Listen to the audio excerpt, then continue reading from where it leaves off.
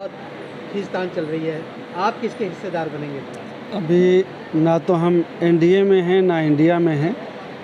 हमारा खुद का एक राजनीतिक दल है जन अधिकार पार्टी, और हमारे साथ भी कई पार्टियों के साथी जुड़े हैं। विधानसभा चुनाव में हम लोगों ने भागीदारी परिवर्तन मोर्चा बनाया था। अभी हमारा भागीदारी परिवर्तन मोर्चा है और उसी के तहत हम लोग तैयारी कर रहे हैं और पूरी मजबूती के साथ हम लोग लोकसभा का चुनाव लड़ेंगे और आपके बगल में जो मध्य प्रदेश का चुनाव है उसको भी लड़ेंगे। मतलब आप लोग किसी के हिस्सा नहीं, अभी तक हम किसी के हिस्सा नहीं हैं। हमारी पार्टी अपना अलग से तैयारी कर रही है और हमारे भी छोटे छोटे संगठन हैं, उनको जोड़ करके हम लोगों ने भागीदारी परिवर्तन मोर्चा बनाया है। क्या किसी पार्टी की ओर से आपके पास ऑफर आया एनडीए या इंडिया की तरफ? नहीं, अभी कोई ऑथेंटिक बात नहीं है, कोई ऐसी बातचीत नहीं है। जब कोई बातचीत आएगी बनेगी तो फिर आपसे ज़रूर चर्चा करेंगे। क्या कभी किसी पार्टी के हिस्से का बनने का मन बनाया था इंडिया? नहीं, अभी ऐसी कोई बात नहीं है। जब ऐसी बात आएगी तो ज़रूर आपसे चर्चा। जन अधिकार पार्टी ने अपना परिषद बनाने की बात कर रही है, क्या बिना संगठित दलों या?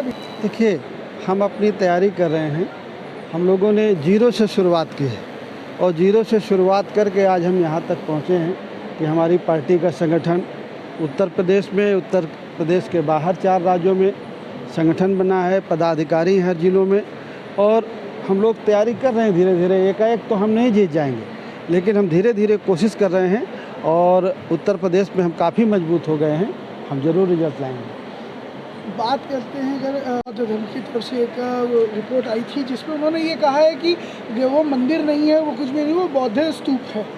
तो इसमें क्या कहेंगे सर आपने इस पूरे मामले पर? देखिए, जब आज से 2500 साल पहले भगवान बुद्ध इस धरती में आए, पैदा हुए, और जब उन्हें ज्ञान प्राप्त हुआ उसके बाद उनकी विचारधारा इस देश में फैली, तो हमारे देश के और दुनिया के आज भी 50-60 देशों में भगवान बुद्ध की विचारधारा को मानने वाले लोग हैं।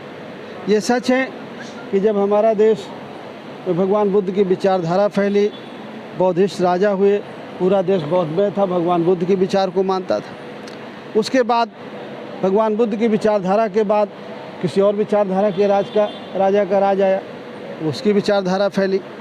फिर इसी तरह से जिस विचारधारा का राजा आ जाता है, जिस विचार को मानने वाला राज करने लगता है, उस विचार के लोग या वहाँ की जनता हो जाती है।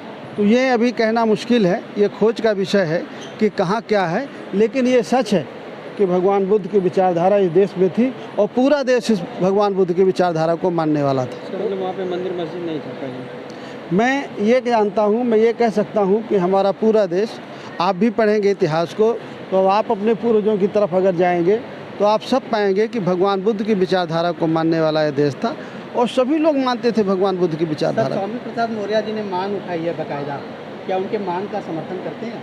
नहीं, उन्होंने क्या मांग उठाई है मुझे नहीं जानकारी है। अब जब उनकी कोई मांग मैं देखूं तो फिर आपसे चर्चा करूं। बात करें अगर मणिपुर की, जिस तरीके से मणिपुर में हिंसा हुई है, आप एक राष्ट्रीय अध्यक्ष हैं, आपने इस हिंसा को कैसे देख रहे हैं? मणिपुर की हिंसा बहुत गलत है। जो वहाँ की महिलाओं के साथ हुआ, वहाँ के लोगों के साथ हुआ, जिसकी निंदा जितनी की जाए उतनी कम है। यहाँ की जो हमारे देश की सरकार है या मणिपुर की सरकार है, उसको तुरंत एक्शन लेना चाहिए, लेकिन 3 महीना हो जाने के बाद भी वहाँ कोई उचित कार्रवाई नहीं हुई। माननीय उच्च न्यायालय को, उच्चतम न्यायालय को उसमें कमेंट करना पड़ा और आज उनकी देखरेख में वहाँ की सुनवाई हो रही है।